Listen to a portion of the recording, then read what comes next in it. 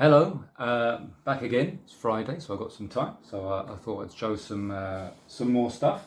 What I've been listening to a bit lately. Some old classics mainly, not so much new stuff, but see what you think. Last time I showed this one by Tom Brock, A Real Peach, produced by Barry White, as I was talking about, and I was saying the genius that Barry White is, and like every genius, he has his sidekick, his what's the word? Yeah, his sidekick. I think that's the word I'm thinking of, and that is Gene Page, who can easily be forgotten about. The guy who did all the arrangements, and if I'm mistaken, I think if I'm not mistaken, the case was that Barry White didn't really write music, so Gene Page did all that technical stuff as well as adding his own things. So I thought I'd show a few of Gene Page things that I've got, which are definitely worth having. This is a classic LP that he did, Gene Page, Hot City, produced by Barry White, as it says, and it's probably one of the only Barry White productions which actually lists the musicians on it, because famously he didn't list the musicians. And you can see that it's pretty serious, because you've got Wilton Felder, Ray Parker Jr., one of the Wah-Wahs there. You've got pretty serious players on here, and the album itself is really wonderful. It's pretty much all instrumental, and it's just good funky theme music, really. Jungle Eyes is perhaps the big tune that lots of people know here, but really it's just tune after tune of instrumental Barry White music, but lovely all the way through. Definitely recommended if you don't know that one. Slightly less forgettable, and I think I might get rid of it at some point because I don't really listen to it, is this one by James Gilstrap, Love Talk. Now this cover is an alternative cover. The original cover shows two sweaty post-coital lovers back to back on the cover. It's kind of off-putting. The album itself, despite some lush Gene Page stylings, swirling strings and all of that, isn't really that much to write home about. Love Talk, it's like the main song, takes up the whole of side one pretty much, is love-making music basically.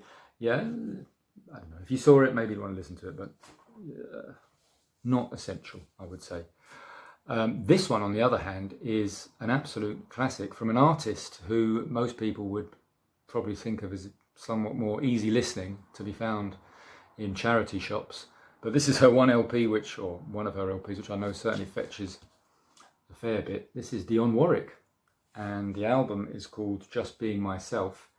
And the arrangements here are done by Gene Page and McKinley Jackson, who I think is a bit of a player. All produced by Holly and Dozier Holland. It's when Dionne Warwick was going off and trying to do something slightly different. She wasn't just being the sort of sweet Bacharach and David sort of sweet tunes.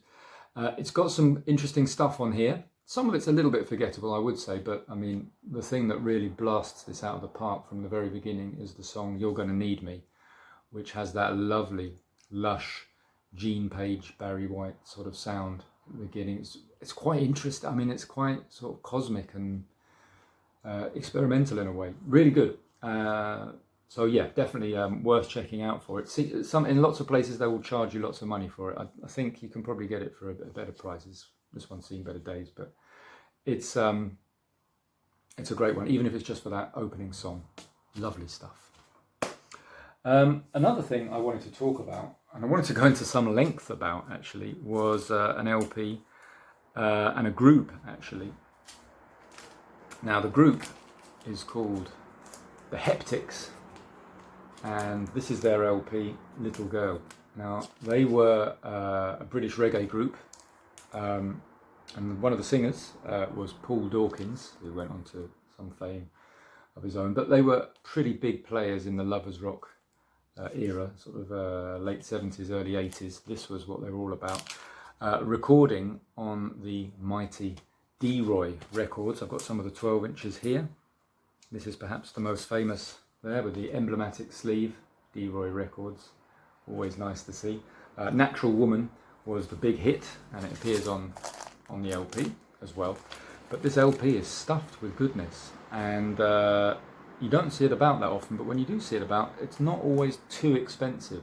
Some Lovers Rock LPs, because then there aren't that many Lovers Rock LPs, they can be very expensive. But this one, I've seen it reasonably priced, and I didn't pay too much for this.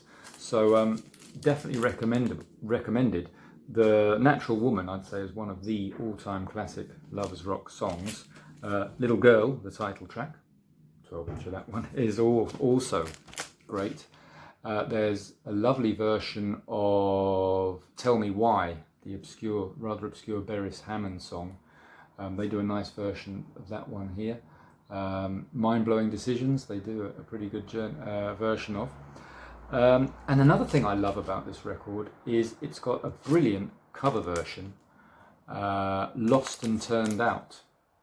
Now, I first heard the song here on this, well actually not here, on the 12-inch, which I have, which, spanking blue vinyl, always lovely, again on D-Roy Records.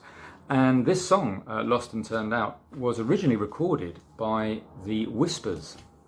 That was the 12-inch of the Whispers version.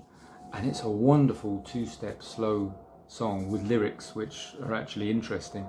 And it's what I love about a lot of that reggae music from the UK at that time. It's just picking up soul tunes which you could easily never hear because they're quite obscure, and then making a reggae version and getting a bit of attention that way.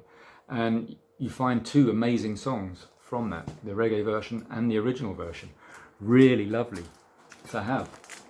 Another little detail that I really like on this record, if you read the credits, is editing by Mrs. Hassel and D. Witter. Now, Delroy Witter was the main guy at D-Roy Records, but Mrs. Hassel is the wife of John Hassel, of John Hassel Recordings, who famously, they were a suburban couple from Barnes, a fairly affluent suburb in southwest London, who in the 1970s had a record cutting lathe in their front room.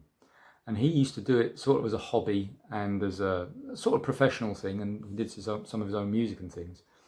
But apparently Dennis Bovell, the famous producer, British reggae producer from Matumbi and all of those, he was looking for somewhere to cut his dub plates, and he found them in the Yellow Pages, went round their house, and John Hassel had this amazing ear, and he knew exactly what all the sound men wanted on their dub plates. So in this quiet little sleepy suburban street, every Saturday afternoon there'd be queues of Rasta men and sound men waiting to have their dub plates cut, because they knew that this was where they'd get the superior sound. There is actually archive footage of people around his house having a cup of tea, cutting their dub plates. And it's one of those nice little curious stories that you get in reggae music. So I really like that. It's nice to see them credited on this. Definitely a brilliant album. Anything else to say? I might as well show these. A couple of soul albums which go together very nicely. You don't forget that cover in a hurry. Sylvia Robinson, very famous. I wonder why. And this is great. She's got another album, or a couple of other albums actually, but they've got some really nice sultry, sexy kind of soul. But I thought I'd show it together with this one by The Moments. Now, The Moments, this actually is an alternative cover. The original US copy has a different cover. This is the British copy.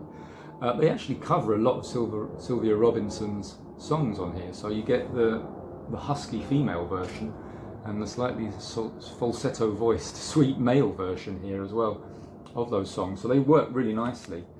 These guys later went on to be Ray Goodman and Brown, another smooth soul crooning trio. And the big song on here, I think, Ride Your Pony Girl, is really banging. One of those sort of smooching party tunes as well. But yeah, I mean, that's a classic as well. Curiously though, my copy of this is defective, and the final song, Coward's Way Out, which is a really interesting song, there's actually another song recorded on the top of it, which is a strange fault to find in a record. So you get this cacophony on the last song, but never mind. Maybe I'll look for another copy of that album. It's a good one. Anyway, I'll put a few clips on. Hope everybody's well. Until next time.